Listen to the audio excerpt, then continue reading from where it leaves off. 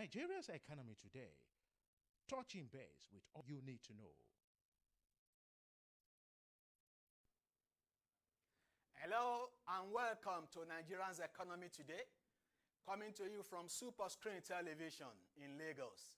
I am your anchorman, Tunde Odeyemi, thanking you for finding time to join us on the program. And in today's episode, we shall be taking a look at the impact of COVID-19 on the Nigerian aviation sector. And of course, we shall also look at the recent 4 final aircraft accidents released by the Accident Investigation Bureau of the aviation sector. These and many more will come your way after this time out.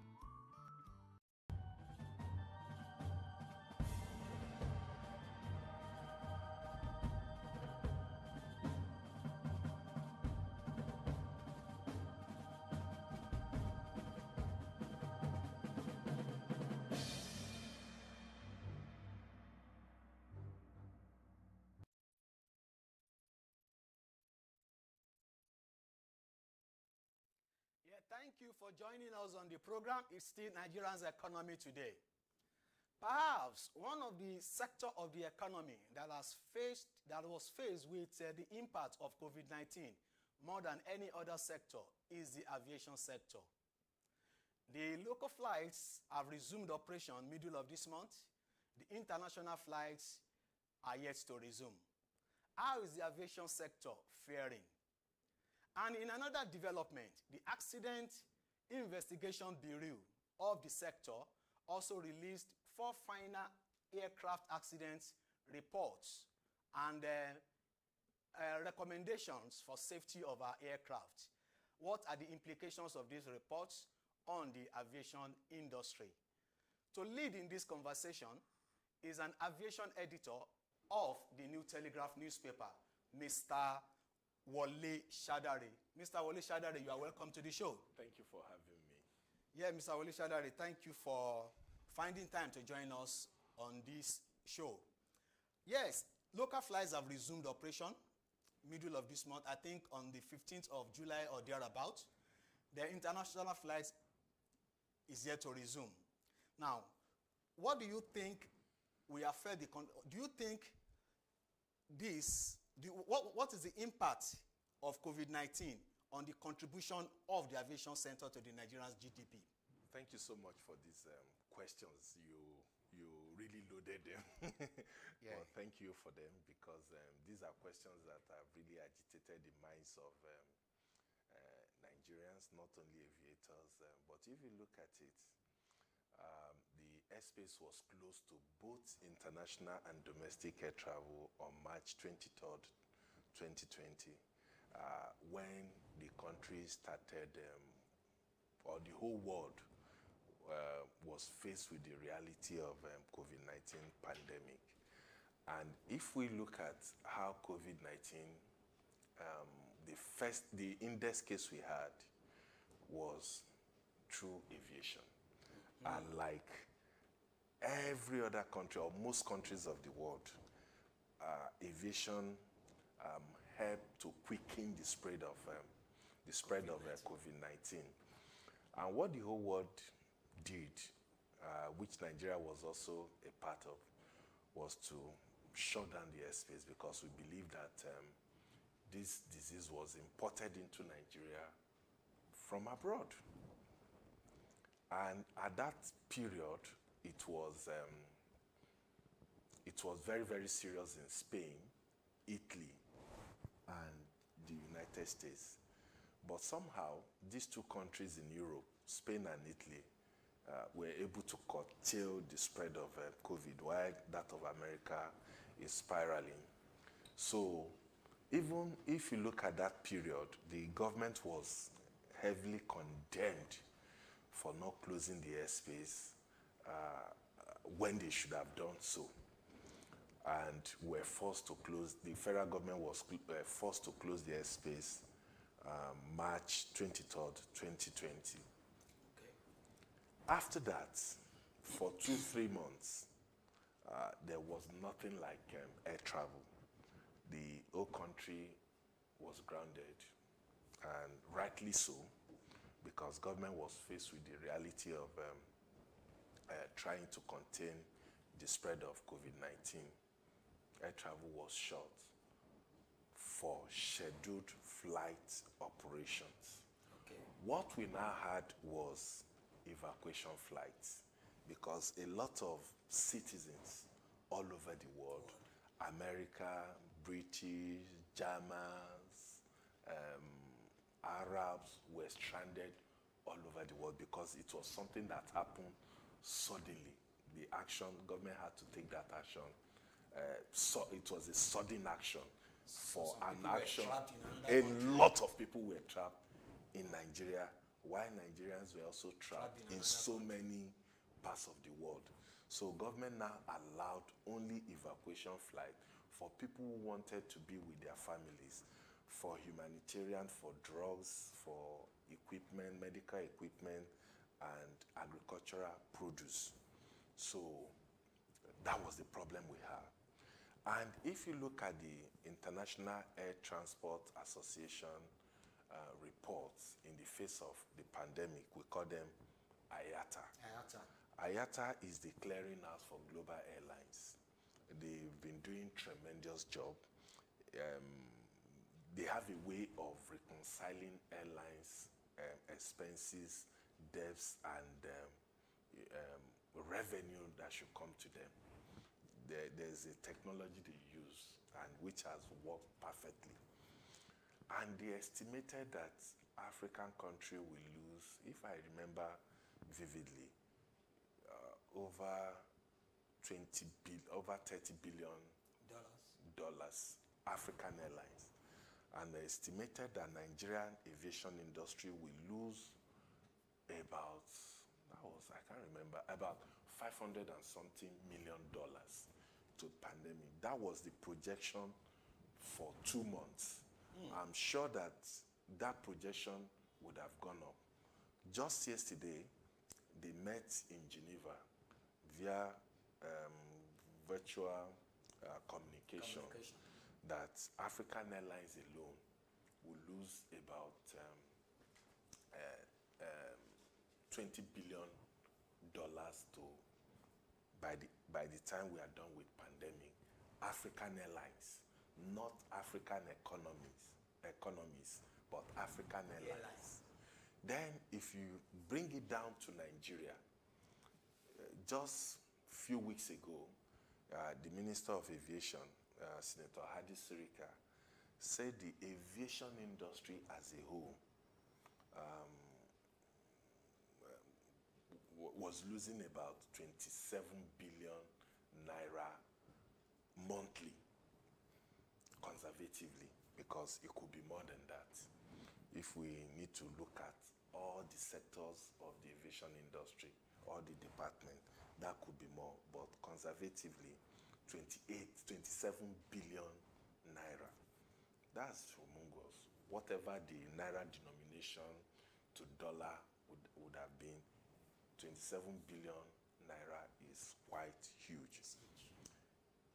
For 3 months, or for 4 months and still counting, if we multiply 27 in 4 places, we can roughly do the calculation. I think we should be talking about 5 months now. 5 months. Including July. July is about rounding up. Exactly. So we know that the country would have lost almost 100 or close to 200 billion naira to this pandemic. And we are still counting. And God so good, the government waded into it and brought out a lot of protocols to guide us into how we are going to behave in what we call the new normal. Okay. Life for now may not be the same again because I traveled from Abuja to Lagos to Abuja and Abuja back just 2 days ago. And inside the aircraft, you could see what we went through. Very good for the sector because people had to put on their face mask. People need to no more in-flight meals. That has been cancelled for now.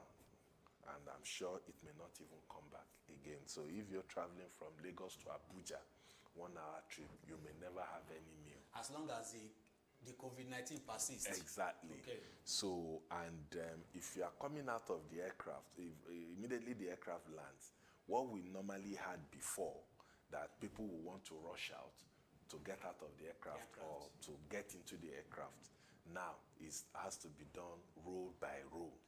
So, which takes much longer period.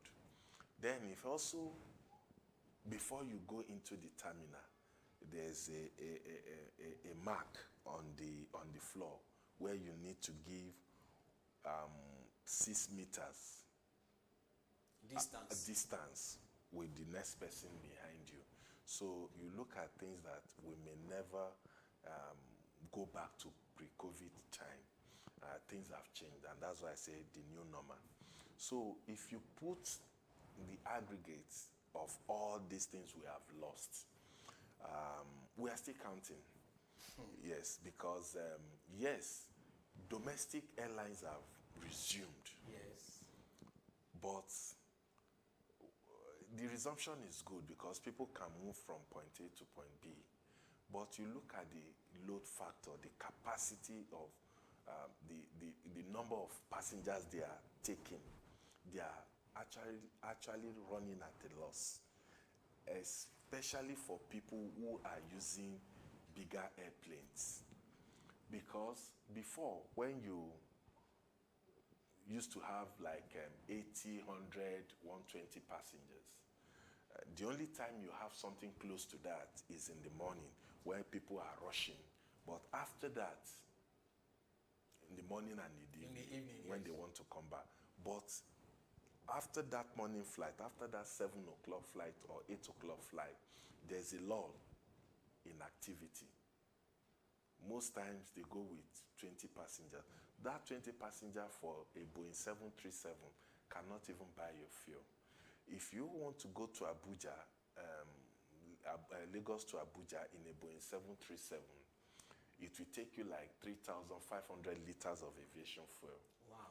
Then aviation fuel per liter is about 210 naira per liter in Lagos and 220 naira per liter in Abuja. Then when you multiply that, you find out that it costs about maybe 800 or 900 to fuel your aircraft. That fuel guzzling aircraft from Lagos to Abuja and back at close to 1 million naira. Okay, let me pause you there, Mr. Shadare. Okay.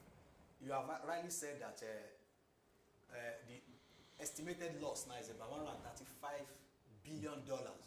No. For 5 months. No, naira. Naira now. Mm. 135 billion naira for the 5 months. Yes. That is huge. Huge. That is not even considering the fact that some people may have lost their jobs. Oh, yes, yes. I was going there before you... Now, before you take that one, okay, this other one, what is the situation like at the airport? Are the aircraft owners willing to put their aircrafts on the air? Are they willing to do this, knowing fully well that they may not even make the expected profit? Yeah. Are people, knowing fully well that they are going to spend so many hours at the airport, willing to travel by aircraft? I want you to look at that for us. Thank you very much. If you look at it now, that is why we are calling for collaboration. Okay. The operators need to collaborate. But you find out that in Nigeria, we don't always like to partner. It doesn't make sense. I go to Abuja, you go to Abuja, you have 20 passenger or 30 passenger, I have 30 passenger. We can't even make up to 50 passenger for us to begin to have something that looks like a break-even. Breaking even, yes. Yes. So why don't you come and say, okay, airline A, I have 20 passengers, you have 30 passengers, the other man has 30 or 40 passengers. Why don't we pull them together in one aircraft, in what we call co-share in other areas, in other parts of the world, or interlining? What they do, what I mean by that co-share is that if I'm traveling to, let's say, Singapore, for instance, I bought a ticket. I don't know if it's proper to mention the airline. Okay, airline B. Airline B, yes. Yes, so I bought the ticket of airline B going to Singapore. That airline B is not going to Singapore. It maybe terminates in Frankfurt or in Paris. But because he has agreement, interline agreement with airline C, who goes beyond Paris, he will now put me in that airline C to go. I'm getting you. He's not flying, but he has made money. Exactly. So he will get certain percentage for giving me those passengers. I've made money. Whatever the percentage is good, because I've not used my aircraft, I've not burned my fuel, there's no wear and tear on my aircraft. So he's making money when he's not even flying.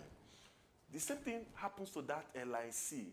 Any points that is going beyond where those passengers have bought their ticket, it will say, okay, you take this aircraft, you take this passenger to that destination. I've made money. So they need to come together to begin to, look for ways to survive. Let me also shock you. If care is not taken, we may not even have, we may have just 2 airlines before January. Some of them may be insolvent before that time. The signs are there. I won't mention their name because of litigation. So if you now look at that, you begin to look at the economics of the airline. Are they applying the right economics? The answer is no. In Nigeria, everybody wants to be the CEO, the chairman of an airline. I would rather be a manager or at a middle level position of a thriving company than the chairman of a big company that is dying. It's not sustainable. It's not sustainable. So that also brings me to the issue of salaries. Okay. I think you mentioned that, yes. All over the world, airlines are even laying off staff. They follow them. They ask them, okay, we are not making money. There's no way we can pay you your full salary. Some as high as 50%, some as high as 60, 70%, depending on the negotiation between the workers and the airlines. And the workers also understood the situation that these people have not made money. These people have not earned revenue. They are even trying to pay us. Then we go into the aviation industry, the sector. Until yesterday, federal government agencies have paid their workers full salary, except Federal Airports Authority of Nigeria. And that was expected because 2 months ago, FAN warned that they have not been able to make money. And how do they make money? They make money from the airlines. Airlines that come in, they make money from there. If you travel, there's a percentage money they deduct from airlines through the airlines and remit to all the agencies. They've not made money. Even for the July salary, the Nigeria Airspace Management Agency had to borrow money, about 1.3 billion naira, to pay their workers. Wow. So, without interest, because if you don't pay them, they will cause problem and they may not understand it. We all know federal workers have a kind of, you can't blame them, entitlement syndrome. So they don't want to know where the money is coming from. Pay us, unlike private sector. The private sector will not be even want to talk to you. They will just tell you this is the position. If you want to take it, fine. If you don't want to take it, you leave it.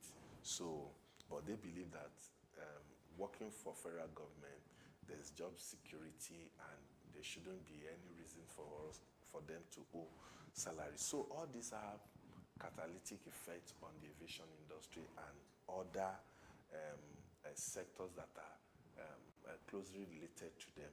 So if you're looking at what the aviation industry has lost to the GDP, already the aviation industry contributes just about 1 or 2%.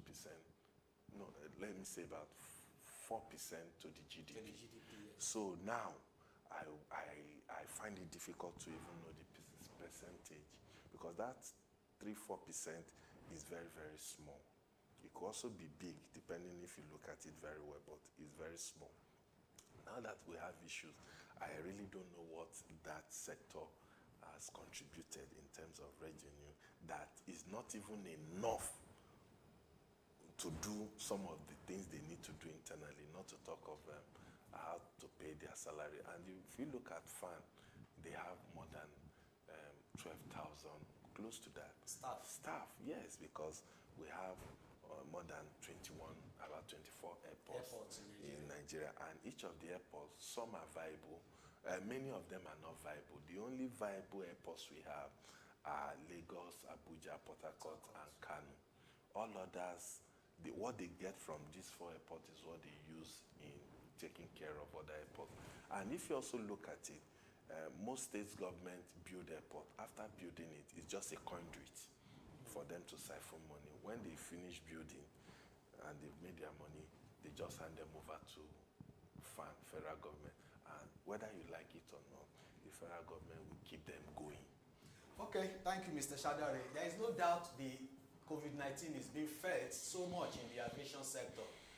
And we have understood the fact that more than $100 million have been lost in the last 5 months. Many people have lost their jobs.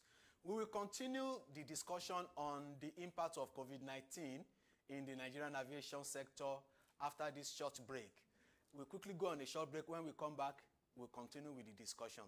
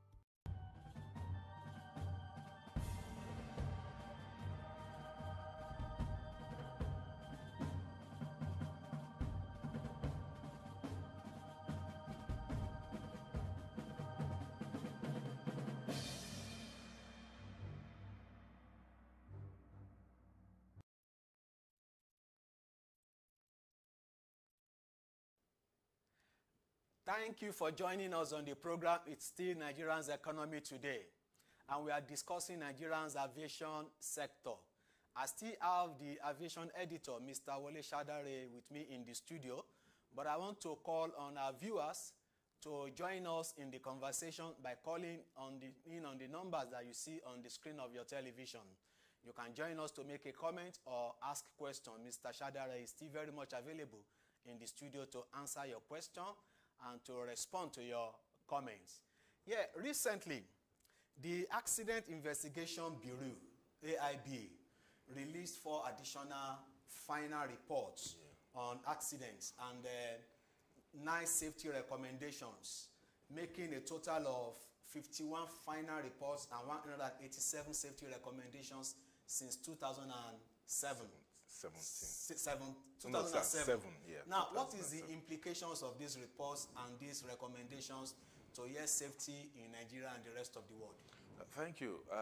Accident reports are not written to indict anybody, but what it does essentially is that it's a painful thing when we have plane crash or plane crashes anywhere in the world. And when they happen, because the way aircraft are built, they are built with the highest level of safety.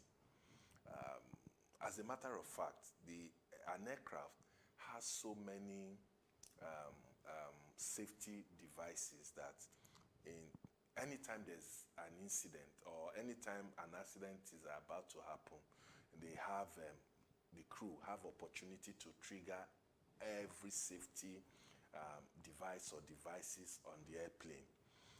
But when accidents happen, people begin to wonder what could have happened.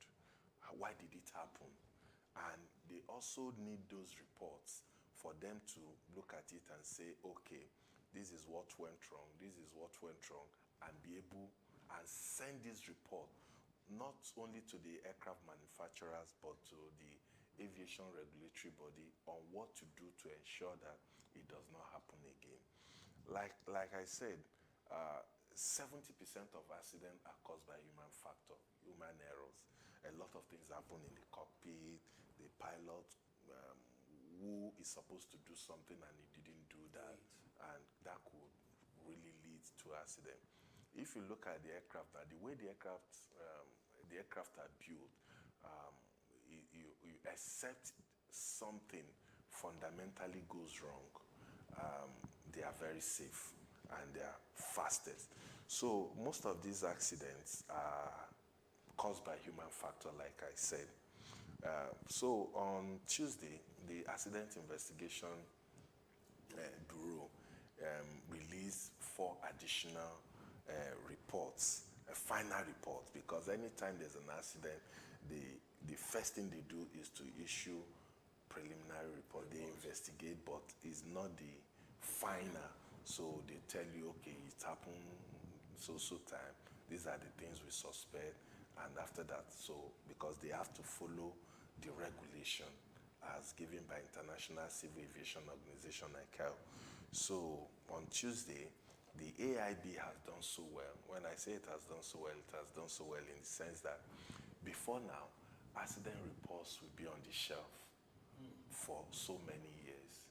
It became so bad that those reports are never released to the public, why the airlines that are involved in the accident may have folded up. So they will not be able to use those reports to correct whatever defects the investigators must have found. So on Tuesday, they released 4 additional reports. But the most striking of the reports was the one involving the vice president, which happened in Kaba last year, February 2nd, 2019. And we thank God that the vice president came out of that unhurt, and all of his aides and all occupants of that aircraft, that helicopter owned by Cavatin Helicopter. But if you look at the report, if you study it very well, I don't know if you have the report, what really struck me there was the causa factor. When we say causa factor, things that could have caused the incident or accident was the fact that the crew, especially the pilots, were indicted in that report that they lacked technical capability to land an aircraft or helicopter in a situation like that. Then there's also what we call crew resource management, that they need to undergo it. It's an in-house thing for airlines, that they also do not have, in that report, that they also do not have good safety management in that airline, cavorting. And that speaks volume, because cavorting is one of the biggest oil and gas, that service oil and gas sector very well. They operate smaller aircraft and helicopter. Their major customers they go to the escravos, to the rigs, help them. And most of their customers are oil people, the very wealthy people. So it really baffled me that the airline never had that good, not that they are not good, but enough safety safety procedure. Yes, in there. So it was very, very indicting and not a very good one. What it means by safety crew resource management is that, and crew resource management most times lead to accident. There was an accident that happened. I really can't remember the airline now. The pilot and the co-pilots were arguing. The pilot was saying the wrong thing, and the co-pilot knew that he was saying the wrong thing, but he was his boss. He felt he was more knowledgeable. Instead of telling the captain that, no, this you are going the wrong way, they started arguing. And when your operations are not coordinated, it calls for disaster. So for the vice president's helicopter that crashed in Kaba, they also gave some of the reasons that happened. The aircraft landed on a sandy area, field, dusty area. So there was a police helicopter that landed first, that took off first. So the helicopter was coming and it blew the dust up in what they call brownouts. So the pilot couldn't see very well. So what he would have done was to, take off again, or abort that landing. He didn't. He thought he had reached the ground, not knowing that. It's just like if you're walking down a staircase and you didn't know that you need to take it gradually to descend, and there's a way you just step on you feel like as if you're going to fall down. So he thought he had already touched ground, or about to touch ground. So he dropped the aircraft and the whole thing spinned. He couldn't see. So in that situation, I think AIB felt the pilot could have been more careful. We should have done what was expected of him to have done. And that is why they say they lack the technique to land in such area. Well, what they could have done also was that the airline could have called the fire service to come and water the place to ensure that, in a dusty area. Okay, that's before landing. Before landing, so that there won't be dust, and the dust will not envelope the atmosphere. But they didn't do that, and we thank God. They also released three, those of Aero that happened, and one other, some others that I can't really remember now. But the one that struck everybody was that of the vice president. Again, Augusta Westland helicopter. It's because it involves the vice president, of course. It became a very big news. Anywhere in the world, crash, even an incident, raises a lot of concern, because people want to know what really happened to the aircraft. Could it be pilot error? Could it be technical? Look at the case of Boeing 737, the Ethiopian one that crashed last year. Was it last year? I think, yeah, last year also. That one was not the pilot's error. That one was a problem with the equipment. And that aircraft is the fastest selling aircraft in the world. But what happened? It had to be grounded. They needed to do a report. The report is out, and it was discovered that there's a technical problem with that aircraft. So they grounded that aircraft aircraft type all over the world, and they are still working on how to see whether they will bring them to service. Okay, Mr. Shadare, it's a good thing that Accident Investigation Bureau is releasing these reports. At least it will assist in preventing future occurrence. Yes. Now, talking about technical capabilities now, Yes. what can the regulators of the aviation industry do better or do differently?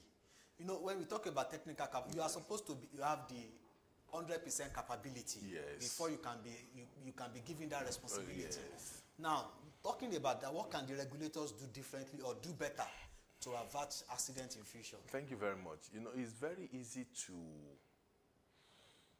take a horse to the stream, but you can't force that horse to drink from the stream, even though you have the responsibility of ensuring that he drinks. Yes. Because we are talking about safety. We are not talking of a horse now.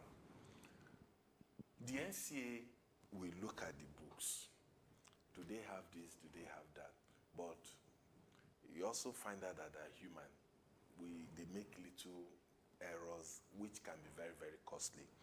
But I think they must have, in that recommendation, AIB recommended that NCA should ensure that defect, those things that they found with the airline must be quickly corrected. Okay. Must be quickly corrected.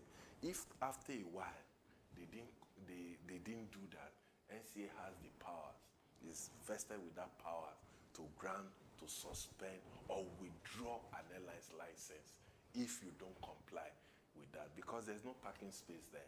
Yes. So if anything happens, you can have problem with your car. You can decide to, let me just park it by the roadside and fix it. But up there, there's no parking space.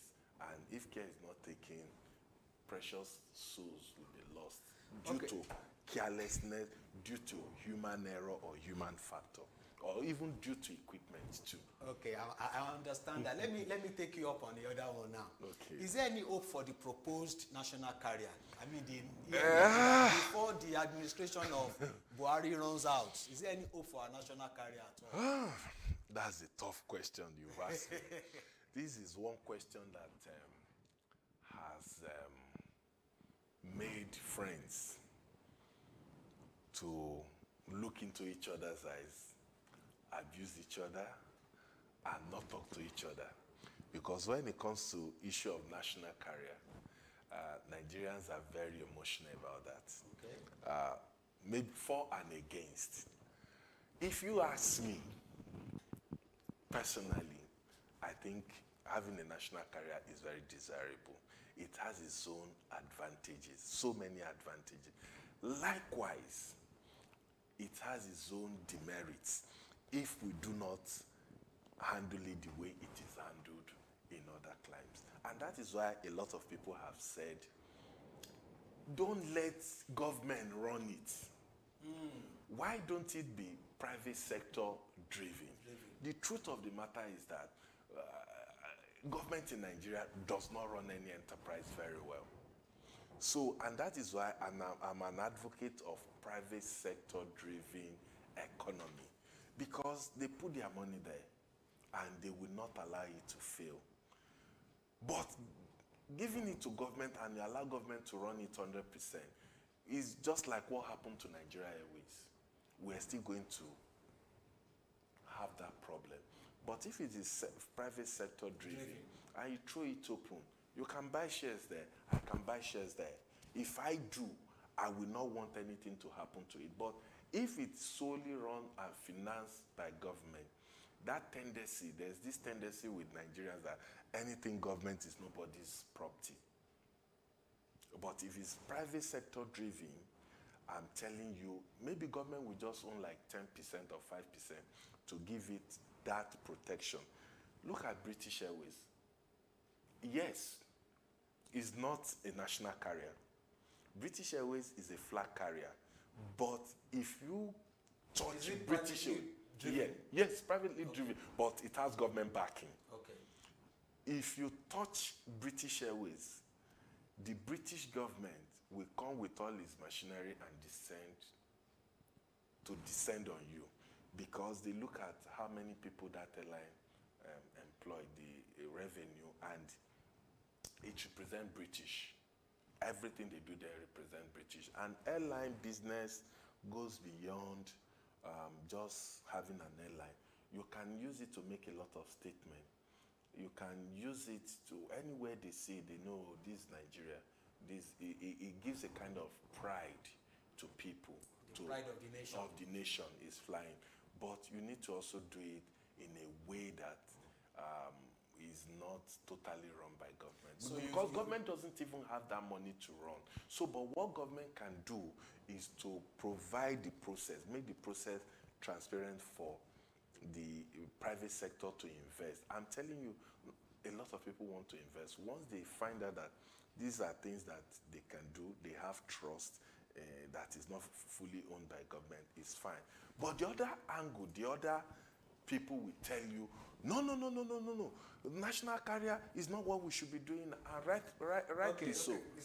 Sorry to cut you short. I know you have a lot to say in that area. Yeah. You suggested that we should have national carrier, but it should be privately driven. It's privately I think that's a summary of the answer to that question. Absolutely. Okay. Now, we're talking about the national, the defunct Nigerian Airways. Yes.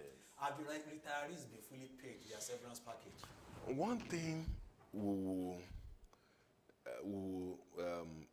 thank the current government for is that they've been able to pay 50% of what they owe former workers of Nigeria Airways. We remember that Nigeria Airways was liquidated in 2003. Yep. And that issue had been on for a very long time. And government come, government goes, and nothing has been done. But last year, the government was, I wouldn't say magnanimous, but because of the situation of things, that people before them didn't even consider it necessary to pay. The government paid 50% of, I think about 30 billion or 20-something billion naira to the former workers of Nigeria Airways. Yes, I was at the verification exercise. Is not something you wish for anybody.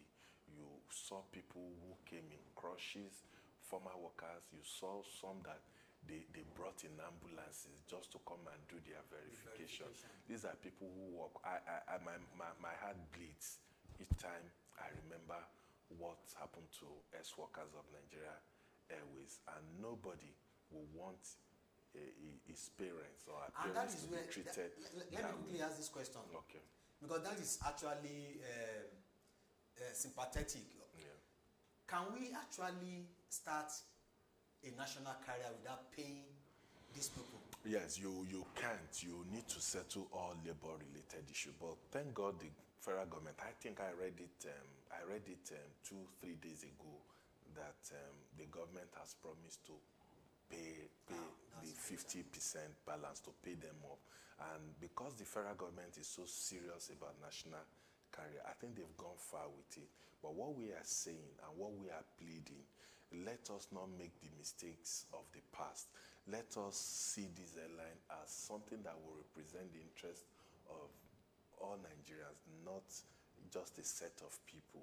Let it make it, these things are not, they are not rocket science now. If we want to float an airline, we should, it's just like an adage in Yoruba that say, it takes somebody 20 years to practice madness. When is he going to do the madness now? So that is just the case we found ourselves, that whatever we need to do them transparently, truthfully, and for the interest of the country. It's not rocket science. You know, this Nigeria Air was, where the minister was trying to do it, and it was a flop. Yes, because he didn't carry the presidency along. He didn't carry Nigerians along. Nigerians didn't know what was happening. So they still need to do a lot in that area. They need to do a lot. Now I want to ask another question, Mr. Shadare, on the concession of the airports. Oh, yeah.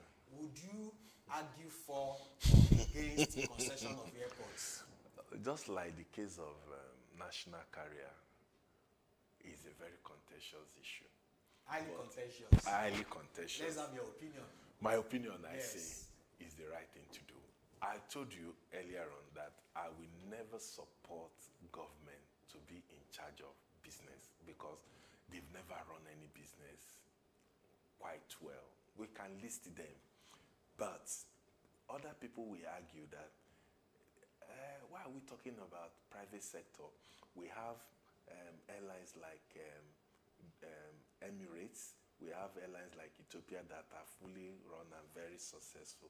But at the same time, we also need to look at airlines that are struggling, that are not successful, like South African Airways, Rwanda Air, and some other airlines that they are fully owned by government, but they are limping. They are almost dead. They are money guzzling. In fact, they are even conduits for people to siphon money. But if it is private sector driven, government doesn't need to put money.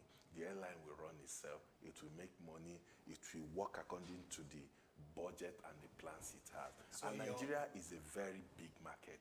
Okay. We should be able to tap into it.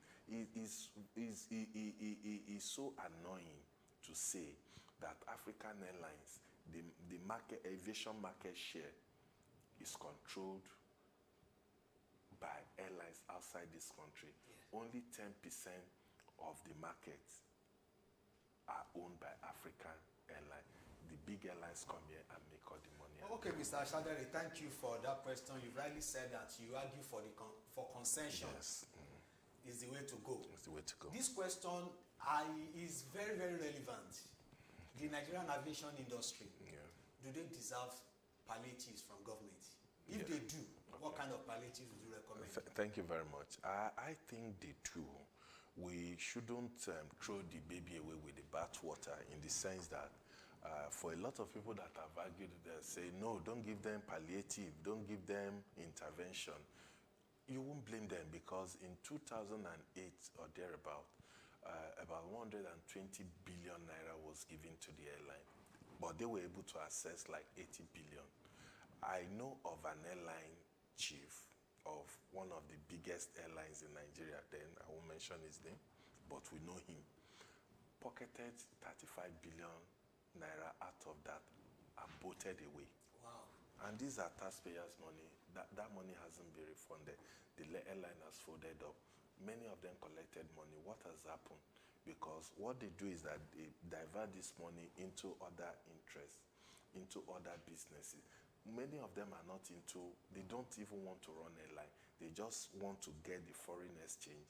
They want to get loans. Because if you're an airline owner, I'm telling you, if you're walking down this street, you see a lot of people hailing you, even if you're not making money from that airline. But you can use it to leverage on other things. Like you can even use it to get chieftaincy title or marry more wives if you are the type that want to do that, because there's a lot of money, you have access to money. So most of them are into aviation, not because they want to be there. They are seeing it as an area where they can make more money, and you can launder money too. And a lot of people can set up airlines as conduit for other businesses. So for that, you will not even want government to give them money. But what we are saying is that government should give them and ensure that they monitor how these monies are disbursed. But at the same time, for those who are saying no, don't give them palliative, give them reduced charges for them. In aviation industry, you have about 35 charges or taxes levied on these airlines. How are they going to make money? The margin of the profit is very is so small that. Okay, so what you recommend actually as palliative is for those taxes to be reduced. To be reduced. Some of those taxes to be reduced. Because if you don't remove them, sir, and you give them money, you will still use them to pay that taxes, and the taxes are going back it's to like giving them with right hand, collecting. So what government should do is that help them, give them tax holiday for maybe 1 year for them to. Okay, now let's quickly talk about, and this may be my last question before we wrap it up. We know Lagos Airport has opened, Abuja Airport has opened. For the benefit of our viewers, what are the other local airports that have? Oh yeah. We have about 18 airports that have opened. We have Sokoto, we have Kano, we have Port Harcourt, we have Imo. Enugu Airport is still under construction, about 90% completed. We have other airports in, we have so many airports in this country that Kaduna has opened to. Meduguri, I mentioned Sokoto, I mentioned... now you have mentioned quite a lot. Yes, so I think about 18 of them that are fully in operation. That is great. Yes. Because of time constraints, we may not be able to continue, Mr. Shadare. We want to thank you very much for coming on the show and for sharing your thoughts on the aviation sector in Nigeria. That is thank you so much we can take on the program for today. We want to thank you for watching. We want to also encourage you to go to our social media platform. The conversation actually continues on the social media platform. On Twitter and Instagram, we are at economy_Nigeria. And on Facebook, it's Nigeria's Economy Today. And you can watch this episode and the previous episodes on our YouTube channel, Nigeria's Economy Today. On behalf of my producer, we want to thank all our viewers from wherever you are watching. I want to ask you to join us again next week, same time, same station. I am Tunde Odeyemi. God bless Nigeria.